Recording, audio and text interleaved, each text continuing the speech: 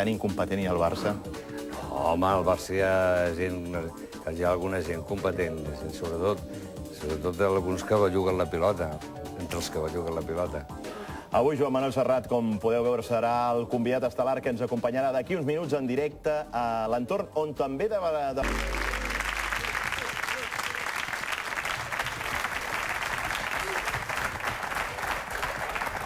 Bona nit, senyores i senyors, benvinguts com cada dilluns a l'entorn. La feina que ens ha arribat a costar, a les trucades, pilar els contactes, fins ara sempre impossibles perquè el Joan Manuel Serrat no hi havia manera de fer coincidir els seus compromisos amb la data d'emissió de l'entorn. I per fi... Gairebé tan difícil com que Kluivert marqui un gol. Doncs mira, ahir va marcar Kluivert i ahir Serrat, sorpresa, era jo amb una gasolinera tornant de Lleida que vaig anar a fer el Capravo Rico Manresa. No, Capravo Lleida, Rico Manresa, em sona el mòbil i em diu Canotillo, sóc el Serrat. Diu, sempre tens el mateix número de mòbil. I jo penso, primer que penso, diu, voldrà entrades per la Final Four. I escolta'm, mira, que em sap molt de greu que fins ara, si demà vols, i escolta'm, i aquí el tenim, tu. I a més a més, ara tot just, a més s'han trobat aquí amb el passadís, amb el Felipe González. I a més el golarro del Kluivert d'ell. Home, si tu a l'entorn, tu ens trucat un dia per venir a l'entorn, no havia de marcar el Kluivert. Ha fet 13, també. Que són molt dolents. Són molt dolents, nosaltres. No, jo crec que és un jugador extraordinari, que té un any que no han entrat pilotes, podia haver fet 25 també, no els ha fet, dissortadament, però penso que és un jugador que és sensacional i que dona... A mi m'agraden aquests jugadors, són jugadors que saben... Saps a qui em recorda molt? Saps a qui em recorda tu i jo, que ja som una miqueta granadets amb això del futbol? Clapés, no, perquè aleshores no col·leccionava ni cromos. El Mendonça. Hòstia, bon jugador que no, Te'n recordes que també era discutit el Mendonça, no? Que es deia que si era fred... Però és més ràpid el Kluivert que el Mendonça, El Mendonça era més tranquil·let. Se'n recorden vostès del Mendonça o no? D'aquell que havia jugat a l'Atlètic de Madrid, sempre anava amb una genollera, que jugava al Barça... No, perquè el Clapés i la Pilar... Jo de Ramon Mendonça, en tot cas, El cel sigui. Ha estat testimoni de la trobada entre Serrat i Felipe González fa un moment als passadissos aquí de... Mirem-ho. Anem a veure-ho.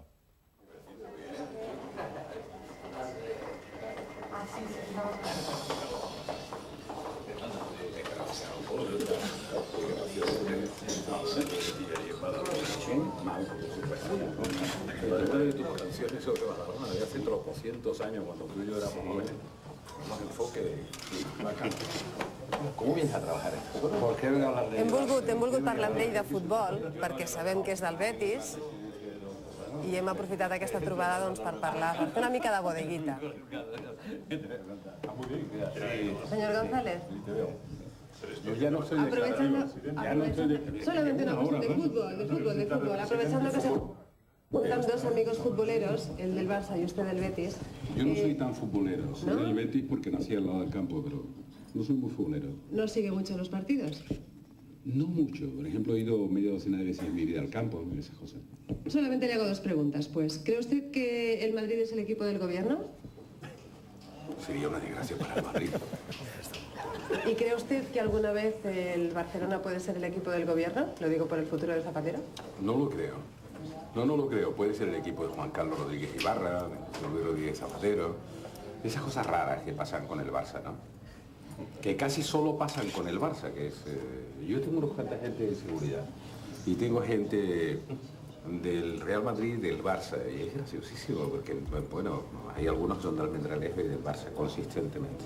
¿Le gusta Kluivert? Me da pena que lo machaquen, pero yo no entiendo mucho de eso, porque me parece un tipo de una calidad futbolística excepcional. Pero siempre pido perdón porque no sé si estoy diciendo una tontería, ¿no? Pero me parece, hay unos cuantos tipos que me parecen excepcional. Este me parece excepcional. Gràcies i bon partido. Gràcies. Doncs diu que no és molt futbolero, però de dribbling va perfecte, Molt bé. Qui t'havia de dir, Pilar, que acabaries parlant amb Felipe González sobre Kluivert? Clapés, com estem? Molt bé, home. Saps que, parlant d'això que ahir vaig a Lleida, ahir em va passar una cosa a Lleida insòlita. Saps aquella cançó que cantava el Serrat? Saps aquella cançó que cantava el Serrat, de que uno de mi calle dice que tiene un amigo que conoce un tipo que un día fue feliz? Que dicen que dijo que un dia fue feliz. Exacte, més o menys. Doncs ahir vaig trobar per fi una persona que diu que té un mesurador d'audiència a casa seva. Que això fins ara no coneixíem a ningú que conegués, a cap persona que tingués un amic que digués que coneixíem un tio que tenia... Doncs ahir me'l vaig trobar a Lleida, que a més em va dir que era un fidel seguidor de l'entorn, per tant tenim l'audiència assegurada. I a més, el nostre amic de Lleida, que sé que avui ens està mirant, té nom de ministre. No ho direm perquè no està permès donar... No, no és Joana Palacio. És que ella difícilment faria anar a l'aparato aquest. Apa, noi. Audiència assegurada. I a més, perquè com tindrem el Joan Manuel Serrat, i avui tindrem un debat sobre si ha de tornar o no Núñez a la presidència del Barcelona després de tot aquest run-run que circula darrerament pel Camp Nou sobre la possibilitat que torni Núñez, i això ens porta cap a la pregunta d'avui a l'entorn. Sí, ho diu l'esport. Ho diu l'esport. Ho diu l'esport. I ho dic jo. Esport, líder d'opinió. Esport us ofereix aquest espai. Van ser 22 anys al capdavant del club, el nuñisme. El Barça va fer història aquell 20 de maig del 1992. Va tocar el cel. 7 lligues, 4 recopes d'Europa, 2 supercopes i innombrables títols a les seccions del club. Però darrere d'aquests 22 anys de presidència de Josep Lluís Núñez també hi va haver enfrontaments directes amb Johan Cruyff i en els últims anys una intensa relació amb Louis van Gaal. Tot això va comportar una fractura entre la massa social. Ara, 3 anys després del seu adeu, ha nascut la plataforma Torna Núñez. Ningú es dona per al·ludit, però la pregunta ressona als voltants del Camp Nou. Hauria de tornar Josep Lluís Núñez? Doncs aquesta és la pregunta. Hauria de tornar Josep Lluís Núñez. Recordeu, missatges SMS al 7033, si creieu que sí, ENT.sí, que hauria de tornar Josep Lluís Núñez, i si creieu que no, ENT.no. I entre totes les trucades, totes les comunicacions, com cada dilluns, el sorteig d'un televisor d'EBU, ho he dit bé això? d'EBU. De 29 polzades, estèreo, super pantalla plana i fa crispetes, fa tot. És impressionant aquest televisor.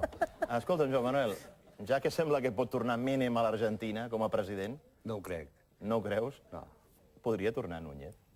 Jo primer no crec que Menem ha guanyat el que podríem dir les primàries a l'Argentina. No crec que guanyi la segona volta. Crec que guanyarà el menys dolent. No, tampoc crec que sigui una opció de futur, però que la gent té una certa memòria, no? Bueno, per la mateixa raó, suposo que si...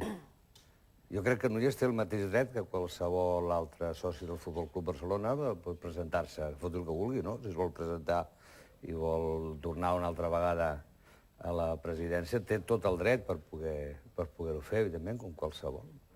El que farà això, no ho sé, ni tan sols estic segur que tota aquesta història tingui alguna cosa a veure, no? Potser, no sé què hi haurà al darrere, si la seva voluntat o la voluntat d'altres per fer altres coses, no? Passen de vegades en aquest entorn del Futbol Club Barcelona coses tan complexes i tan fosques.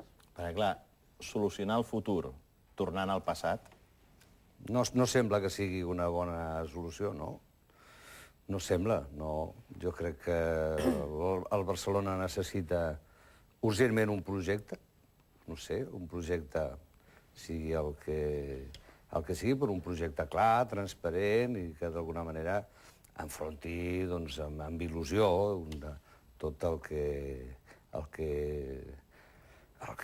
es pugui plantejar. Per això crec que la primera obligació que té el president en funcions que tenia el senyor Reina és plantejar urgentment unes eleccions perquè sigui qui sigui el que es faci càrrec del club pugui fer-ho amb temps i pugui presentar un projecte de futur a curt termini, no perdre un altre any, o 2 anys, perquè no sé, tampoc sabem si realment hi haurà certament unes eleccions abans que acabi aquesta temporada o abans que comenci la propera. Home, això sí que semblava ja bastant clar. O semblava, no? Dic, aquí no se sap, ningú ha plantejat. Home, de moment una data i unes eleccions convocades no n'hi ha. Jo personalment no en crec res. A partir del 8 de juny, es va dir. Sí, hi ha hagut la colla de mentides que un ve sentint des de fa anys, jo realment no en crec res. Jo fins que no hi hagi un plantejament clar d'algú que digui tal dia hi ha unes eleccions, doncs llavors jo no crec que hi hagi cap candidat, no crec que cap persona que es vulgui presentar a unes properes eleccions tampoc s'ho cregui en aquests moments fins que no hi hagi una cosa. No, hi ha més d'un que no presenta la candidatura o no fa oficial que es vol presentar fins que no es digui o es dongui la data de les eleccions. Això és natural, no? Natural.